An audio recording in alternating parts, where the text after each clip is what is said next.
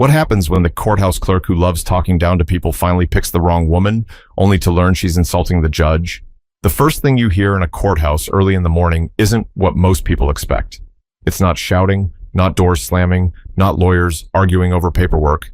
It's the footsteps, slow, steady, the kind that echo off tile floors in a way that makes everyone instantly aware of who just walked in. That morning in Toledo, Ohio, those footsteps belonged to Danielle Porter, though nobody around her had any reason to think she was anything more than another face passing through metal detectors. She walked in with a folder tucked under her arm, a coffee sleeve pinched between her fingers, and a look on her face that said she was already thinking 3 steps ahead. Not in a dramatic way, just in the quiet, practical way people move when they know they have a full day waiting for them. But the moment she stepped past security, she felt people glance her way. You know that stare that doesn't last long but says just a little too much? That silent measuring up people do when they think they can guess your story before you ever open your mouth? Danielle felt that. She didn't react. She never did. She simply adjusted her blazer and kept walking toward the clerk's desk. The courthouse had that early morning smell: coffee, floor cleaner, old paper, and the hall buzzed lightly as attorneys shuffled around, flipping through files, preparing to argue cases that would shape the rest of someone's year or life. Danielle's phone buzzed in her pocket. She checked the message. Another reminder from Judge Levine's office confirming the schedule for the day. She'd be stepping in for him while he attended a judicial conference. It wasn't her first time subbing, but it still felt surreal. All those years of studying, grinding, being doubted, proving herself again and again. And now she was the person everyone stood for when she entered the room. She took a breath, steady and focused. Then she noticed the line at the clerk's counter, stretching almost to the hallway. People looked tired, frustrated, restless. A man in a work uniform muttered under his breath while clutching a citation. A young woman in a hoodie kept wringing her hands. A couple whispered harshly to each other about a court date mix-up. Danielle didn't cut the line. She stepped off to the side, close enough to make eye contact with the clerk when the moment came, but far enough not to interrupt anyone who'd been waiting. She offered a polite smile. The clerk, an older woman with silver-streaked hair pulled into a tight twist, never returned it. Instead, she glanced up with a face that carried sharp lines, not just from age, but from years of judging people before they even spoke. Her nameplate read, Marilyn Keaton, Senior Court Clerk. Danielle cleared her throat softly. Ms. Keaton, good morning, I just need... Marilyn lifted one eyebrow in a slow arc, the way someone does when they've already decided you're an inconvenience. You need what? She asked, stretching the word as if it were heavy. Danielle kept her voice polite, steady. I need to access the chamber's hallway. I'm filling in for Judge Levine today. Marilyn let out a small, dry laugh. Not loud, but loud enough for the people next to the counter to look. A couple of them exchanged glances. One smirked. You're filling in for the judge? Marilyn repeated. Right, sure you are. Danielle waited. She didn't argue. She didn't defend herself. She just watched Marilyn check her over from head to toe, as if she were inspecting someone sneaking into a restricted area instead of someone preparing to run an entire courtroom. Marilyn tapped her fingernails on the counter. Well, we don't just let anyone stroll wherever they want. People try things in here all the time. You're going to need to wait in line like everyone else. Danielle opened her mouth to respond, but Marilyn leaned forward slightly. And if you're lost, she added, the public defender's office is downstairs. Danielle's fingers tightened around her coffee cup. Not enough to show anger, just enough to steady herself. She inhaled slowly. There was no point in responding yet. Not until she figured out what this woman was trying to turn this morning into. But she could already sense it wasn't going to stay small. But she had no idea just how quickly that spark was about to turn into something the entire courthouse would witness. Danielle Porter wasn't someone who walked around expecting special treatment.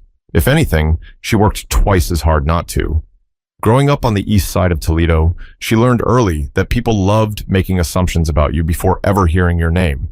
Her mother used to say, make your own doors, because some folks will pretend not to see you standing right in front of theirs. So Danielle made doors, all the way through law school at the University of Michigan, all the way through the long nights as a public defender when her student loans felt like another full-time job, all the way through private practice, where she built a reputation for being the kind of attorney who could walk into a room and steady everyone around her without raising her voice. But even with all she'd accomplished, she still had mornings like this, or someone behind a counter saw nothing but a stereotype wearing a blazer. She wished she could say she didn't care, but she did. Not because she needed praise or recognition, but because she knew how many people walked into courthouses every day already feeling small, feeling judged, feeling like the system wasn't built for them. She had promised herself she would never become another person, making those mornings harder. As she waited beside the line, she checked the time. If she didn't get into chambers soon, she'd be walking into her courtroom late, and nothing undermined authority quicker than lateness. Judge Levine trusted her. She wasn't about to give him a reason to rethink that. A young man in line looked at her nervously, as if he wanted to say something. He finally did. "Hey, you okay?" he asked. Danielle gave a small smile. "I'm all right. Just trying to check in." The man nodded toward Marilyn. "She's been rough on folks all morning. Told that couple over there they filled out the wrong form, then laughed when they walked away. People have been whispering about her for years, but nobody says anything." Danielle kept her voice soft. "Everybody has mornings they wish they could redo." "Yeah," he said, "but she has them every day." Danielle almost laughed, but she stopped herself. She didn't want to feed the bitterness floating around the line. She just wanted to get where she needed to go. Still, she watched Marilyn for a moment. The woman snapped at an elderly man trying to ask a simple question. She spoke sharply to a teenager who couldn't find a case number on a notice, and with each interaction, she made a point of glancing back at Danielle, almost daring her to approach again. Danielle didn't move. She'd learned the power of timing. Some moments called for stepping forward, some called for waiting. Her phone buzzed again. This time it was a message from the bailiff, Thomas Avery. "Everything's set for 9 o'clock. Let me know when you're inside." Danielle exhaled. "Working on it," she typed back. She looked toward the sealed hallway leading to chambers. She'd walked that hallway only twice before, both times as a guest of Judge Levine, never as the person leading the day. But she had earned her spot. Every long night, every closed door, every whispered doubt from colleagues who thought they knew her limits, those were the things that brought her here. Yet here she was, standing in a courthouse she served, treated as if she didn't belong in the building at all. She shifted her folder under her arm and tried again. "Ms. Keaton," she said gently, "I don't want to interrupt, but I do need access to chambers for the morning docket." Marilyn didn't even look up. "Then you can wait like everyone else. I'm not making exceptions. You're not special." Danielle blinked slowly, not because the words hurt, but because of how openly the woman enjoyed saying them. She took another breath, but she didn't know that within minutes, this quiet standoff would turn into something far more public and far more humiliating for the clerk who thought she held all the power. Danielle finally stepped a little closer to the counter when a gap opened in the line. She still wasn't cutting. She just wanted to be within speaking distance when Marilyn had a break. But even that small move made Marilyn's eyes narrow, like she'd been waiting for an excuse. Marilyn planted a hand on her hip. "Ma'am, I said the line starts back there," she called out, loud enough to draw attention from nearly everyone waiting. Danielle kept her voice calm. "I'm not trying to cut. I just need to—" "I don't care what you need," Marilyn snapped. "Get back in line or go downstairs." A murmur ran through the room. Some people stepped aside to watch. A man near the front shifted, clearly uncomfortable. A woman whispered under her breath as if she'd seen this happen before. Danielle tried again. "I'm actually here on court business," Marilyn scoffed. "Court business, please. Everyone in this line has court business. That doesn't give you a free pass." A few chuckles broke out in the back, the kind of laughs people make when they feel awkward but find the tension entertaining. Danielle straightened her blazer. "Ma'am, I promise I'm not trying to skip anyone. Marilyn leaned forward, eyes cold. "Look, I've been doing this job for 22 years. I can spot trouble a mile away." Danielle blinked. "Trouble?" "Yes," Marilyn said, as if the word tasted good. "People wandering around thinking they can talk their way into areas they shouldn't be in."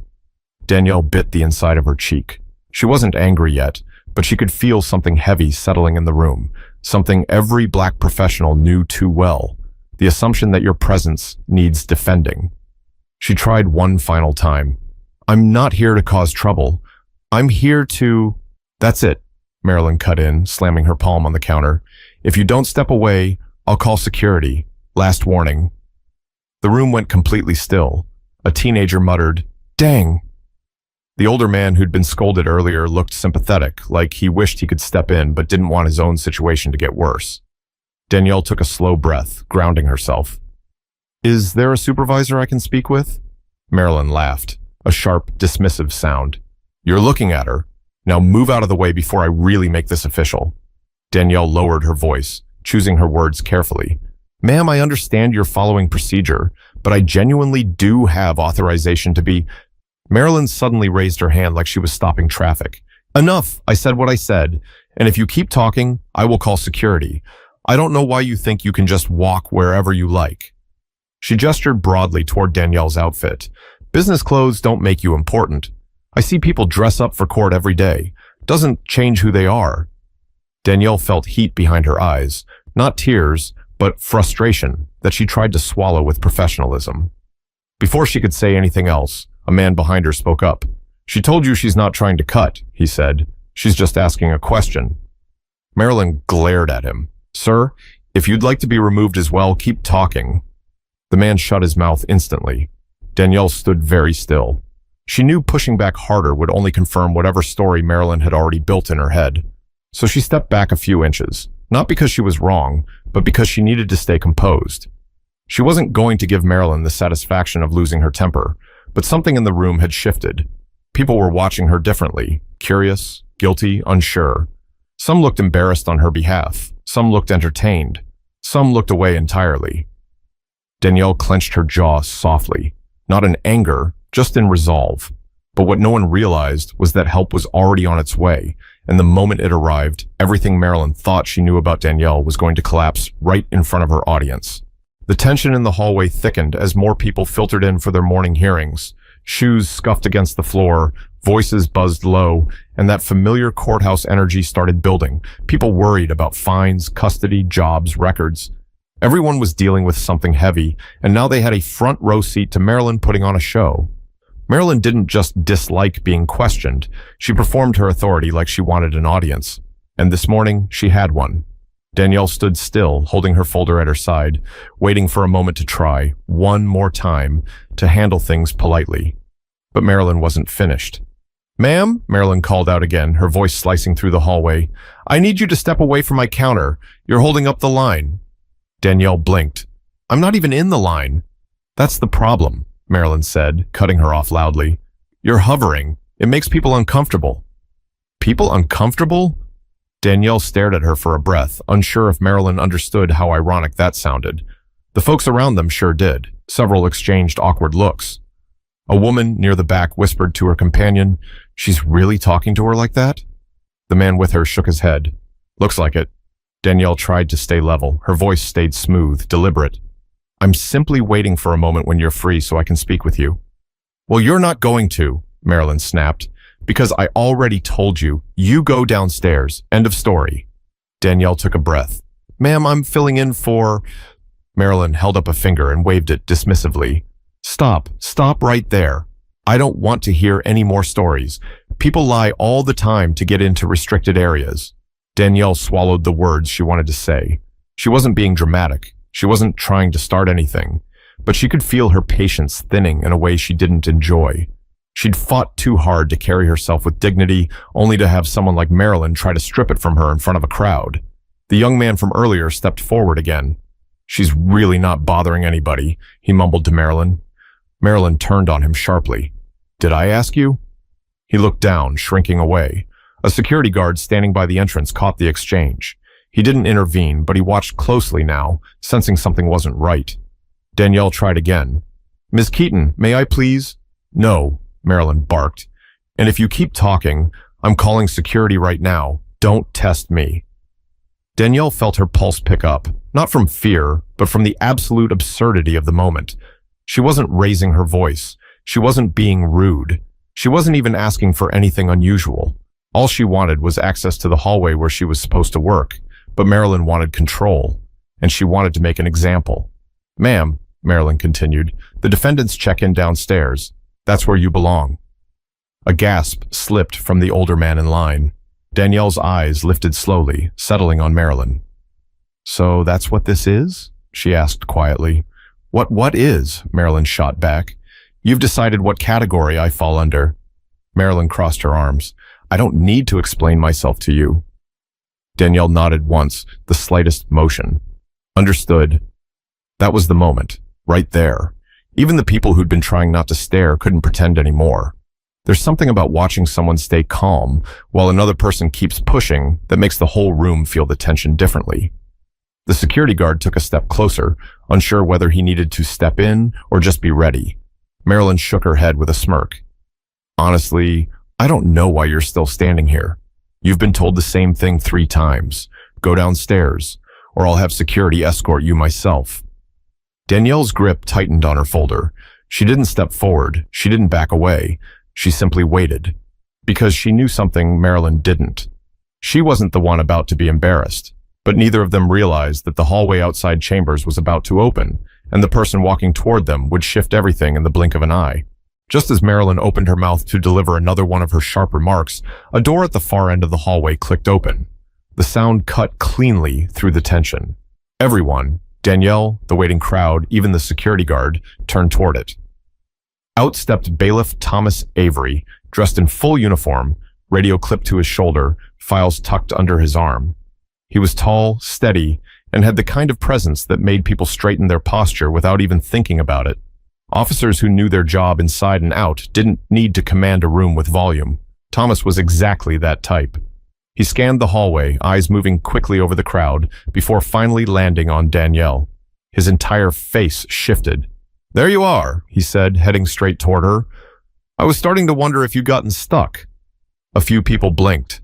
One woman whispered, He knows her? Danielle gave a small, polite smile. Trying to get through, ran into a bit of a delay. Thomas looked from her to the counter. What kind of delay? Before Danielle could speak, Marilyn cut in sharply. She's causing a disruption, Marilyn said, pressing her palms against the counter as if bracing herself. I already told her to go downstairs. She won't listen. Thomas stared at Marilyn like he needed a moment to process what she'd just said. Then he let out a slow exhale. Downstairs? For what reason? For check-in, Marilyn said confidently, as if daring him to challenge her. Where she belongs. The young man in line muttered something under his breath, shaking his head. Thomas turned back to Danielle, his tone shifting immediately into something respectful. Judge Porter, I apologize for the inconvenience. Chambers is prepped, and the docket is waiting whenever you're ready. Silence. Then a ripple moved through the hallway, not of whispers, but of shock hitting people at different times. Judge Porter, Judge Porter. The woman standing in front of Marilyn wasn't a defendant. She wasn't lost. She wasn't someone trying to sneak into a restricted area. She was the judge assigned to run the courtroom that morning. Marilyn's expression cracked. For a split second, her confusion slipped through her mask. Judge Porter? She repeated as if the words didn't fit in her mouth. Thomas gave her a tight nod. Yes, Judge Porter, filling in for Judge Levine today. Marilyn's hand drifted toward her nameplate, like she needed something to hold on to. Danielle didn't gloat. She didn't smirk. She didn't throw back any of the insults she'd patiently absorbed. She simply stood there, calm as ever, watching Marilyn's world tilt. Marilyn stammered. She didn't say she was a judge. Danielle answered quietly. I tried. The room felt like it had stopped breathing. Even the security guard who'd been stepping forward paused mid-stride, blinking hard. Thomas gestured gently toward the hallway. Judge Porter, Chambers is ready when you are. Danielle nodded once. Thank you. When she took a step forward, the crowd parted instinctively. Some people lowered their eyes, embarrassed for having laughed earlier. Others stared at her with a mix of admiration and guilt. She carried herself with the kind of calm that came from years of swallowing disrespect without letting it consume her. But just before she reached the hallway entrance, Marilyn's voice trembled behind her. Judge Porter, I didn't realize. Danielle paused, turning slightly, not enough to face her fully, but enough to acknowledge her. I understand, she said, but how you treat people shouldn't depend on who you think they are. Marilyn's mouth opened, but no words came out. Thomas stepped beside Danielle, ready to escort her the rest of the way. The hallway door swung open in front of them. But the consequences of this encounter were only beginning to surface, and once Judge Porter took the bench, Marilyn would learn just how public accountability could become. The hallway leading to chambers was quieter than the lobby, almost eerily so compared to the tension she'd just walked through. Thomas walked a half step behind Danielle, not because she needed protection, but because he understood the significance of the moment. He'd seen plenty of courthouse drama, but what happened out there, that was different. Once inside chambers, Danielle set her folder on the desk, took off her coat, and let out a long breath. Not shaky, just one of those breaths people take when they finally have a moment to themselves after holding everything together. Thomas waited respectfully by the door. "You all right?" he asked. Danielle smoothed her sleeves. "I'm fine." "Really?" She finally looked up at him. "I've had worse mornings." Thomas nodded, though his expression said he didn't like it. "Still shouldn't happen. Not in this building." Danielle didn't respond to that. She picked up the docket, flipping through case summaries, familiarizing herself with the names and charges she'd be addressing in the next few hours. She could feel the weight of the day settling on her shoulders, not in a burdensome way, but in the way a judge must feel when they know real people's futures sit in the balance. A soft knock at the door made Thomas glance back. "2 minutes," another clerk announced, avoiding eye contact as she hurried off. Word had clearly spread. Danielle straightened her blazer again. "Let's begin." Thomas opened the side door leading directly into the courtroom. The moment Danielle stepped through, the atmosphere shifted. People quieted instantly. Attorneys stood. Defendants looked up. Even those who didn't know her felt the difference the second she entered. She crossed to the bench with calm, measured steps and took her seat. "Good morning," she said, her voice carrying clearly across the room. "You may be seated." The shuffle of movement settled quickly. Courtrooms had a strange kind of energy, equal parts tension and hope. People sat there wondering if today would bring relief or make their lives harder. Danielle never forgot that feeling. She scanned the room and recognized a few faces from the hallway.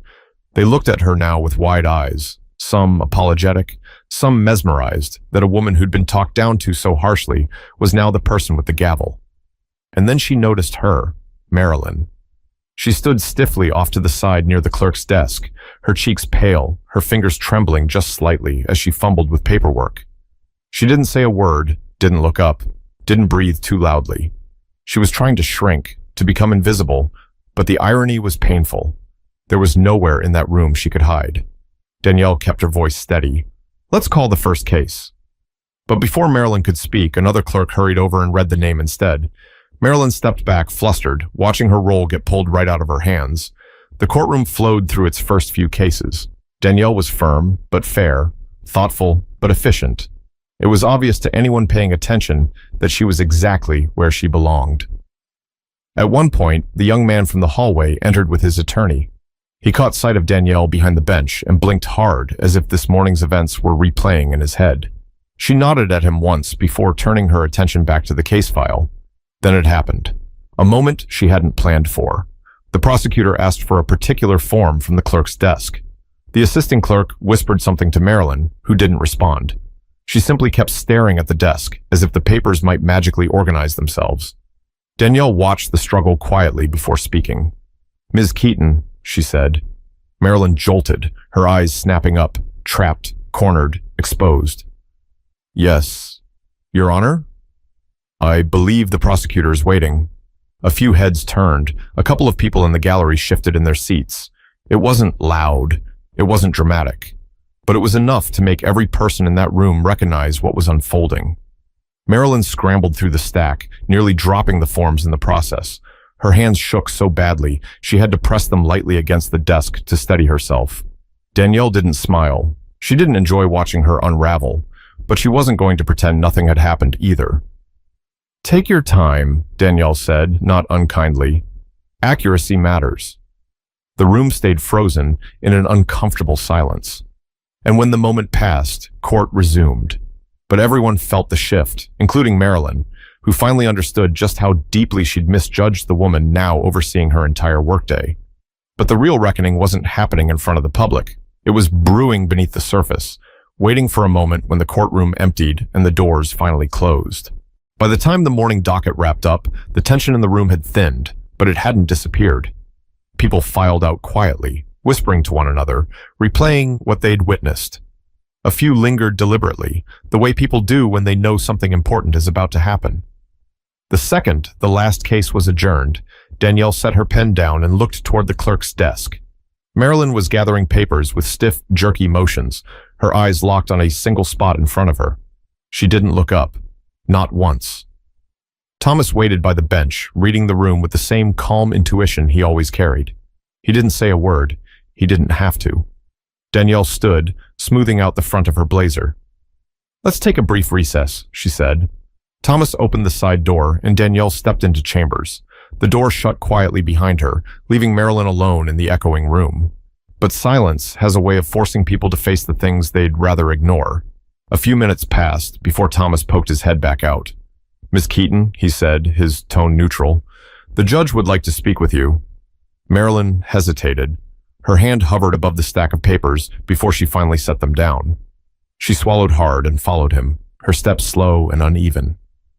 Inside chambers, Danielle stood near the window, looking out at the parking lot below.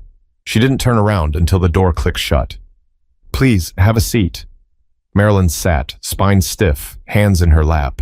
She looked smaller than she had an hour ago, like all the power she'd wielded at the counter had evaporated in seconds. Danielle walked over calmly, stopping a few feet away. "I'm not here to embarrass you," she began, "but we need to talk about what happened this morning." Marilyn's lips parted, but no sound came out. "You refused to let me into chambers," Danielle continued. "You raised your voice. You threatened to involve security, and when I tried to explain why I was here, you dismissed me." Marilyn stared at the floor.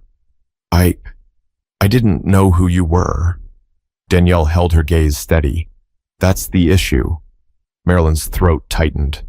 "I wasn't trying to be disrespectful. I was following protocol." Danielle folded her arms gently, not defensively, just firmly. "Protocol doesn't involve humiliation. It doesn't involve assuming people don't belong. And it doesn't involve treating certain individuals as if they're automatically a problem." Marilyn's eyes flashed with something, shame maybe, or realization. "I didn't mean anything by it."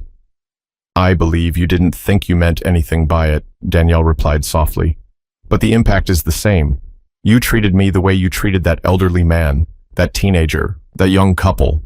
It wasn't just me." Marilyn blinked, startled. "You noticed that?" "I notice everything in this building," Danielle said. "And I know the difference between someone having a tough morning and someone using their position to belittle people." Silence settled again. Marilyn's voice came out tight and uneven. "People lie to me all the time. They argue. They get angry. I have to stay firm." "Firm isn't the same as cruel." The words landed gently but firmly enough to break something inside Marilyn's composure. Her eyes glistened, not in a theatrical way, but in the way someone's face looks when their defenses finally collapse. "I'm sorry," she whispered.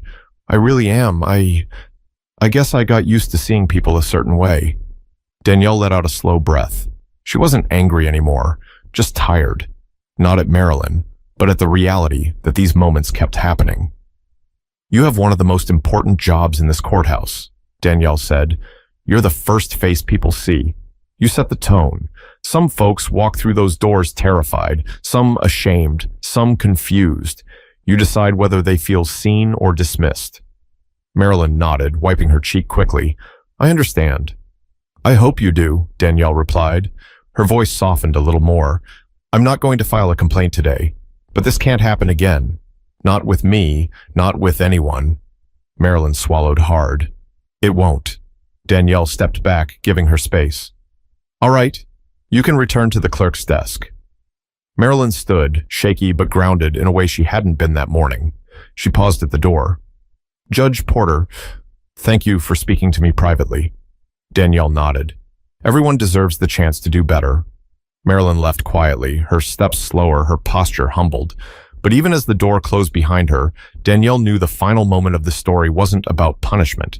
It was about understanding, and the conversation waiting for her on the other side would bring that message full circle. When Marilyn stepped out of chambers, the hallway was almost empty. Most of the morning crowd had gone home, back to work, or back to whatever lives waited for them outside the courthouse. But the air felt different now, less tense, more reflective. Danielle remained inside for a moment, letting the quiet settle. She wasn't someone who enjoyed conflict. She didn't walk around waiting to teach people lessons, but she understood the responsibility of her position. People watched everything a judge said or did, and staying composed, even when someone treated her like she didn't belong, mattered more than most people realized. Thomas knocked lightly on the doorframe. "You handled that well," he said. Danielle gave him a small smile. "Thank you. Not my favorite part of the job." "Maybe not," he said, "but you did it right." She appreciated that. She gathered her notes, tucked them into a folder, and walked back out into the hallway. At the far end, she noticed the young man who had stood up for her earlier. He looked unsure about approaching, but didn't leave. When Danielle saw him, she gave him the same calm, open nod she had offered in the courtroom. He stepped forward. "Your Honor, I'm sorry for earlier. I didn't know—" "You don't need to apologize," Danielle said. He shook his head lightly. "I laughed a little when the clerk was talking to you. I shouldn't have. It didn't feel right even then." Danielle studied him for a moment. He was young, barely 20 maybe, nervous, trying to say something real. "Thank you for saying that," she told him gently. "It means something." He looked relieved and stepped back into the elevator. Just as the doors closed, the older man from the line, the one Marilyn had snapped at earlier, approached Danielle with a slow, steady nod. "Ma'am, Your Honor, I'm glad she knows who you are now." Danielle tilted her head. "Why's that?" "Because people need to see what respect looks like," he said, "and you showed more patience than most of us could have." Danielle felt something warm settle in her chest. She didn't do it for praise, but hearing those words mattered. The man walked off, leaving her alone again in the hallway. She turned toward the clerk's counter. Marilyn was there, quietly organizing folders with movements far gentler than before. She hesitated when she noticed Danielle walking toward her, but didn't step back this time. She stood straight, hands visible, her face open with a mixture of humility and something else, maybe relief. "Judge Porter," Marilyn said softly. "I know you already spoke to me, but I wanted to say this too. I am truly sorry." Danielle nodded. "I hear you." "I didn't treat you the way I should have," Marilyn continued. "But it wasn't just you. I guess I have been carrying things around from home, from work, from everywhere, and I let it spill into how I treat people." "We all have moments where our personal lives bleed into our work," Danielle replied. "But we still have to choose who we want to be in those moments." Marilyn swallowed, the weight of those words settling. "You're right." Danielle rested her hands lightly on the counter, not in accusation, but in understanding. The courthouse is a place where people come already stressed, already scared, some already feeling like the world is against them. If we make them feel smaller, it doesn't help anyone. Marilyn nodded slowly. "I'll do better." Danielle held her gaze for a long moment, then spoke with warmth that softened everything around them. "That's all I'm asking." They stood in the quiet for a beat before Marilyn glanced down at the forms on her desk. "If you have time later today, there's some paperwork for substitute judges that I can get in order. Just let me know." Danielle smiled gently. "I appreciate that." She turned to walk away, heels clicking softly against the tile, and though nothing dramatic happened, no gasps, no applause, the shift was unmistakable. A woman who had once stood ready to confront her had now chosen to listen. A clerk who once used her position as a shield had laid that shield down, and a judge who had been misjudged simply chose grace. But Danielle wasn't finished. She knew that what happened today was an example, not just for the courthouse, but for anyone watching the video of this story, which meant her final words needed to carry weight.